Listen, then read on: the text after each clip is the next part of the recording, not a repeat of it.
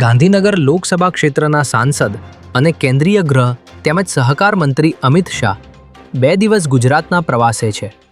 ત્યારે આજે તેમણે ગાંધીનગરમાં ભારત ટેક્સીનો પ્રારંભ કરાવ્યો હતો. તેઓએ જણાવ્યું હતું કે મુસાફરો અને ડ્રાઈવરોનું શોષણ ન થાય તે માટે ભારત ટેક્સી શરૂ કરવામાં આવી છે. બપોર બાદ અમિત શાહ અમદાવાદના શાહીબાગ વિસ્તારમાં આવેલા સર્કિટ હાઉસ ખાતે પહોંચ્યા હતા, જ્યાં તેઓએ ગાંધીનગર લોકસભા હરિયાળી લોકસભા અભિયાન અંતર્ગત હાથ ધરાયેલા સામૂહિક વૃક્ષારોપણની કામગીરી અંગે ઉચ્ચ સ્તરીય સમીક્ષા બેઠક કરી હતી અને અધિકારીઓને જરૂરી દિશા નિર્દેશો આપ્યા હતા.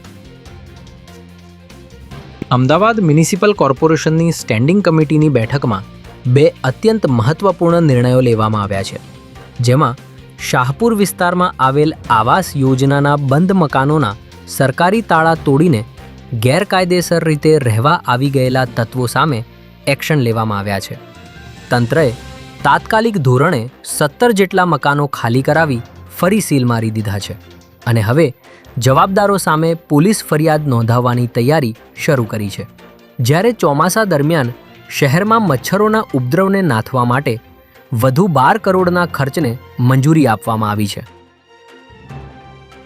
વડોદરા શહેરના વાઘોડિયા જવાના મુખ્ય માર્ગ પર વેપારી પર ફાયરિંગ કરવામાં આવતા ચકચાર મચી જવા પામી છે.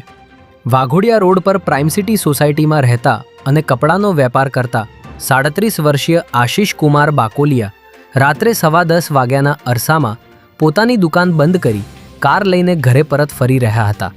ત્યારે વાઘોડિયા ચોકડી પાસે બાઇક પર આવેલા અજાણ્યા ઈસમોએ અચાનક કારની બાજુમાં આવીને આશિષ કુમાર પર ફાયરિંગ કર્યું હતું અને ફાયરિંગ કર્યા બાદ ત્યાંથી ફરાર થઈ ગયા હતા. ફાયર થયેલી ગોળી કાચ તોડીને સીધી આશિષ કુમારના જમણા હાથ પર વાગી હતી. ત્યારે આ ચકચારી ઘટનાને પગલે પોલીસે અજાણ્યા હુમલાખોરો વિરુદ્ધ ગુનો નોંધી વધુ તપાસ હાથ ધરી છે.